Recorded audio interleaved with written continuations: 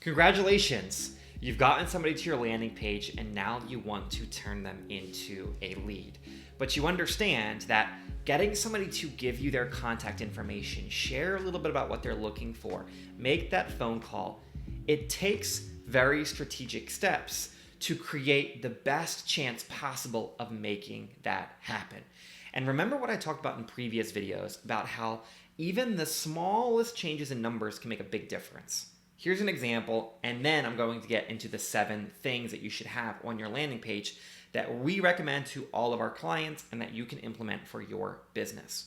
Remember that, let's say you're sending 100 people to your landing page and you're getting a 10% conversion rate, meaning that out of the 100 people, 10 of them are giving you their contact information and taking the next step.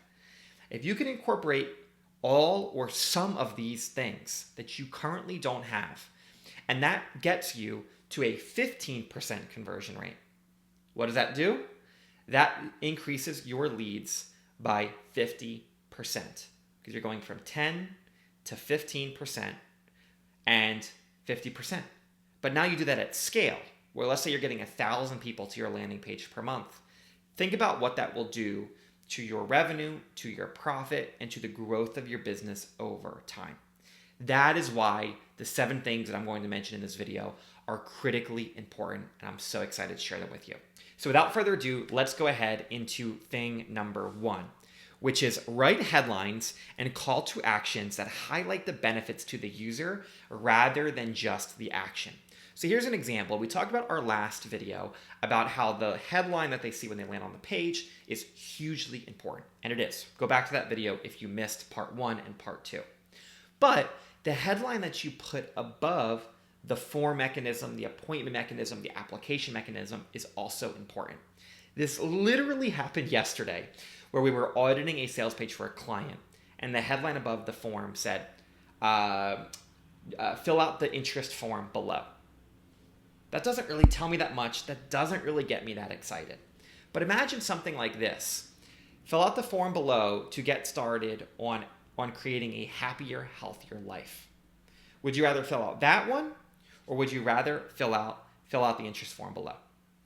I think the answer is pretty obvious, and think about that one for your business. And it doesn't just go for the headlines, but it also goes for things like the call to action buttons throughout the page. Don't just make it submit form, but make it something like start transformation or start the process or whatever. Something that gets people excited and pumped for what's about to happen. Thing number 2 is, besides filling out a form, offer options like a phone number or a live chat to find mechanisms that are comfortable for everybody. Let me give you 2 examples that I think will help drive this home.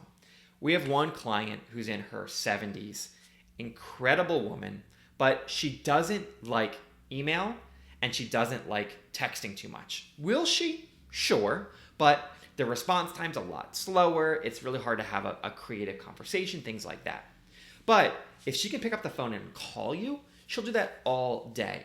So for her, if there's a phone number option on the site versus a form, she's going to be way more likely to call the phone number because she has that more old school vibe. She just appreciates a phone call. But there's some people who will literally never call a business. But if there's a live chat, they will. And this was proven recently for one of our PI attorney clients who added a live chat feature to their website, which increased the number of conversions that they got from the site in total from the same amount of traffic by 30%. Because they know that in the personal injury space, people are looking for immediate answers and immediate help. Having that live chat there, it's very competitive. They're more likely to get that lead than lose it to another business. Thing number 3 is to create enough friction on the form that it creates a qualified lead, but not too much friction that it makes somebody not want to fill it out. Here's an example. I was talking to a local catering company last week, auditing their sales page again, and some of the questions that they had on their form were like name, email, phone number, great. But then it was like, what's the date of your event? What's the location of your event? All required questions. How many people are attending the event? All of these very detailed questions that not everybody might have. So what did we do? Kept the initial questions the same, name, email, phone number. Then we had 2 options. Have you set a date and location for your event yet? Yes or no? If they put yes, we gave them the ability to get those questions answered because that's very helpful in the sales process. But if they put no, we changed it to how far out are you planning to have your wedding? And then we gave them options, 0 to 6 months, 6 to 12 months, 12 plus months. How many people on estimated guests do you plan on having? 2 simple questions, but it gives us a sense of, where are they at in the process, things like that. And what this does is if people come to the page and are looking for catering help, but they haven't secured their location yet, they can still fill out the form because they could be just as much a qualified buyer as anybody else. So remember this for your business, but you don't want to go too on the short side of like name, email, because now you don't know anything about the person, which makes the sales process a little bit harder. And also B, you don't even know if they're qualified and that they could be wasting your time and you're also wasting their time. So take all of these things into consideration. And that leads me to the 4th thing, which is include a question or 2 that subtly segments your audience based on their needs. So an example of this could be something as simple as, what's your biggest challenge right now? And this will help you later on because if you can segment them into, are they looking to plan a wedding? Are they looking to plan a corporate event? Are they looking to do a baby shower? Whatever, right? You can understand what are they looking for and then what's the challenge they're looking to overcome. And that will help you send them proper sales materials. And also in the step 4, which will be my next video, make sure that you can really speak to all of those things very clearly. Number 5 is give people a reason to fill out the form. So this could be something as simple as fill out the form and get a free estimate scheduled within 24 hours. Awesome. Fill out the form and we'll send you an estimate. Fill out the form and we'll schedule a complimentary planning session. Like give them something so it feels like I'm filling out this form and I'm getting a level of value back. Even if the value is just something as simple as, hey, we'll give the time for free to give you an estimate. No requirement to work with us whatsoever. Depends on your business, right? So think that through, but give them a reason. Number 6 is you also want to give very clear instructions on what happens next. So for example, if you're filling out a form or an application and you submit it, now what? Are you going to call me? Are you going to email me? Do I need to do something? Like there's not clarity there, and sometimes that lack of clarity can cause people to leave because they don't have it.